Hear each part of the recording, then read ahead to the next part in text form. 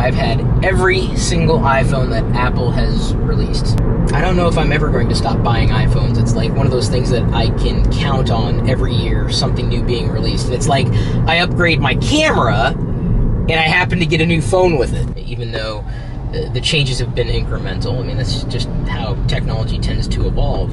And I think the way that Apple's approaching it too is really smart for the marketplace. More to the point of how I've appreciated the way Apple has done things and what I hope they don't lose sight of is approaching what people want and getting them to focus on output and results, not necessarily the specifications. And I gotta put a finer point on that because I appreciate deeper specifications as well. Whoa. That was not my fault, by the way.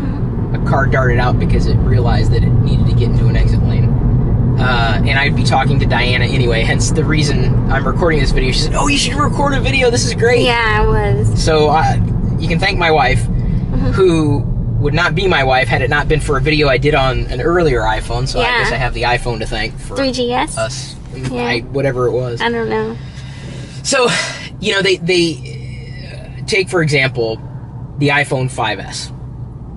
They talked about features they built into the camera in terms of software. So what'll happen when you take a photo, it will snap 4 exposures effectively and then sew them all together and give you the best overall composite image. And that's all you care about.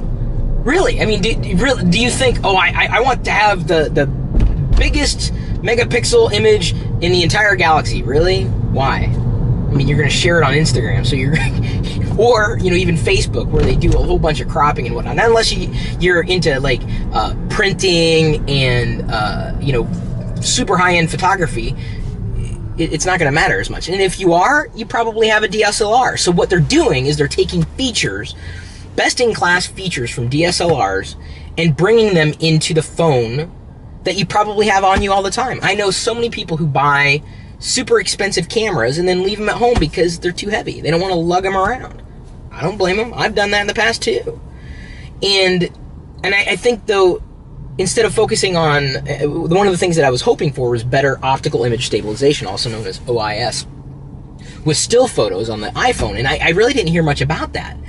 And I started thinking about it. I'm like, you know, that's a feature in a camera that I would look for to try to take better photos, because it keeps the camera steady. You don't have as much shake or blur. You know, your hand may be steady, but maybe your subject's blurry. So optical image stabilization couldn't necessarily fix your subject being blurry. So what they did was they focused in on, if you'll pardon the pun, they focused in on the output of the image.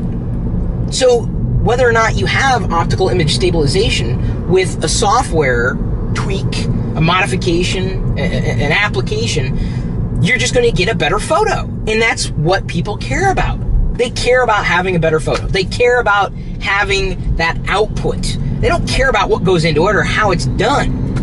And I think that, if anything, that's what has made Apple what it is, concentrating more on that part of the experience.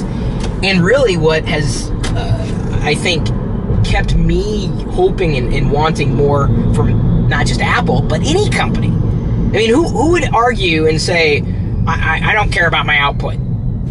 Nobody. It would be asinine for them to say something like that. Of course they would care about the output. But the hope has always been better specifications and better hardware are going to automatically make better output. That's not always the case. Better software, better workflow, certainly. But just raw hardware itself does not make a complete picture. It's just part of it. And so I think that is really, if when people say that, you know, Apple's no longer innovative, it's lost its magic. Well, maybe they're disillusioned, but I think when I see features like that and how they're implemented, to me that encapsulates everything. And so I get really disappointed when I see just, I would say, just horrific UI and UX oversights in the first version of iOS 7, like really bad. And I've documented them. I've reported them to a senior staff person who deals with support in iOS. I may have even fixed a bug that I found in the gold master of iOS 7 since I have a developer account and have been running it.